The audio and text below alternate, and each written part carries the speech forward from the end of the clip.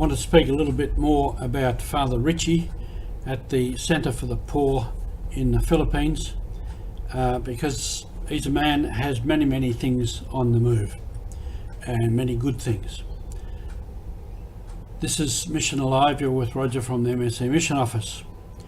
The Centre for the Poor has as its specific goals to promote organic produce for the health of human consumption, to promote healthy soil and sustainable agricultural practices, to develop consciousness in managing our waste towards zero waste lifestyle in every kitchen and its source, and to generate sustainable income. These are the things that Richie is trying to do in very practical ways with many people. I'll give you some view of what he's doing, and then I'll leave him to leave you a message. We start looking at the Centre for the Poor, run by Father Richie Gomez in the Philippines, and some of the aims of it are there to create income generating projects and other efforts that raise the quality of life of the rural poor. This is a very big thing for the whole purpose of the centre, to look to the situation, the life of the poor, and to do something about it. To promote and the work of a technology that is appropriate, ecologically balanced and safe. And it must be able to save and use the traditional rice, corn and vegetable seed varieties that are not dependent on heavy chemical input. It's becoming a fact in our world that many of the big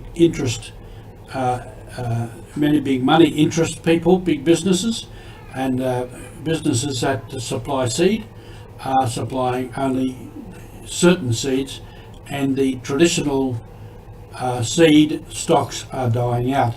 So Richie there with his people want to maintain the traditional seed, and these are not dependent on heavy chemical input and are much more sustainable, and a lot of times a lot better for us.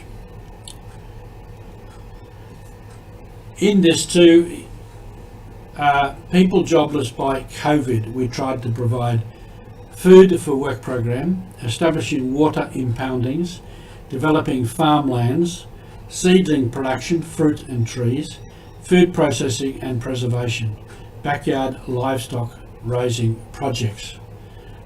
So these are all things to help people through, but some of them are looking to the future, developing farmlands, seedling production, fruits and trees, particularly indigenous trees, and so on there. And in all of that, while people are working for Food for Work program, they are learning much that will help them in their lives. Youth Pandemic Food Assistance Program. A lot of people, as we know, were very short of food and income during the pandemic. So this was a way of trying to, using the youth to prepare food and distribute it to people.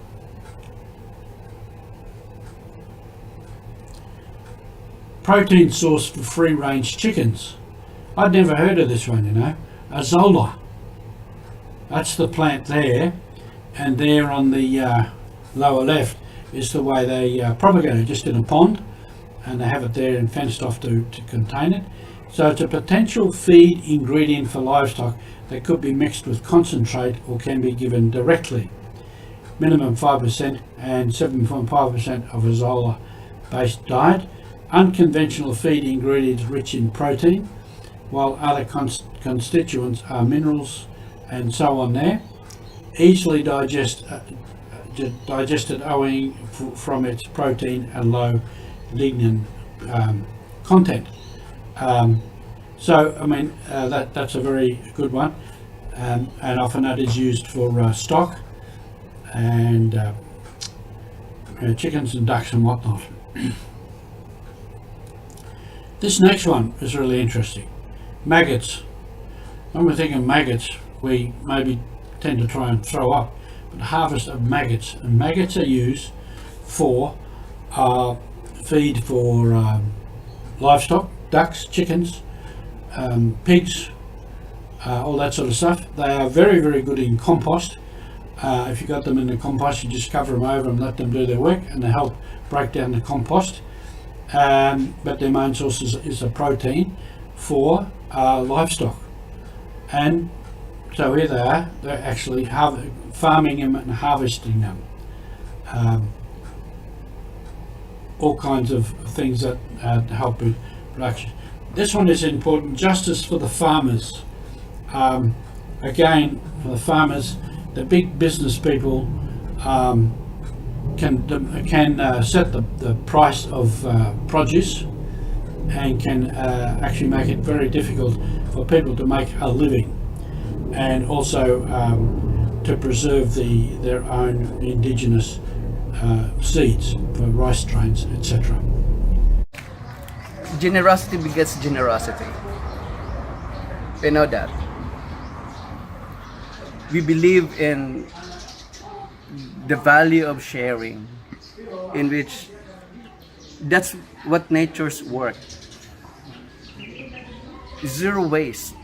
Nature's work in a zero waste system. And a sharing and